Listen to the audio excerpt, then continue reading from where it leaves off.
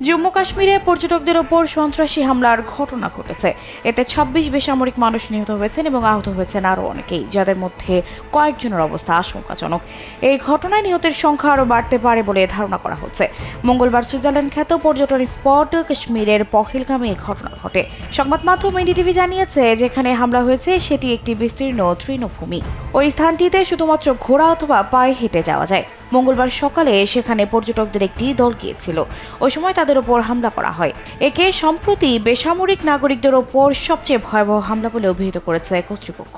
প্রতিবেদনে বলা হয়, পহেলগ্রামের বৈরাশান উপত্যকার উপরের তৃণভূমিতে গুলির শব্দ শোনা যায়, যা একটি পাহাড়ের চূড়ায় অবস্থিত।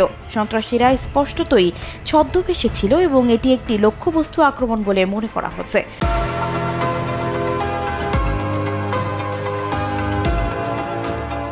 প্রত্যক্ষদর্শীরা জানিয়েছেন যে সন্ত্রাসীরা জঙ্গল থেকে বেরিয়ে এসে ৪০ জনের একটি পর্যটক দলকে ঘিরে ফেলে। এরপর নির্বিচারে গুলি চালাতে শুরু করে। জম্মু কাশ্মীরের মুখ্যমন্ত্রী ওমর আবদুল্লাহ জানিয়েছেন, নিহতের সংখ্যা এখনও নিরূপণ করা হচ্ছে। তিনি বলছেন, বেসামরিকদের ওপর এখনো পর্যন্ত যেসব হামলা হয়েছে সেগুলোর তুলনায় এটি অনেক বড়।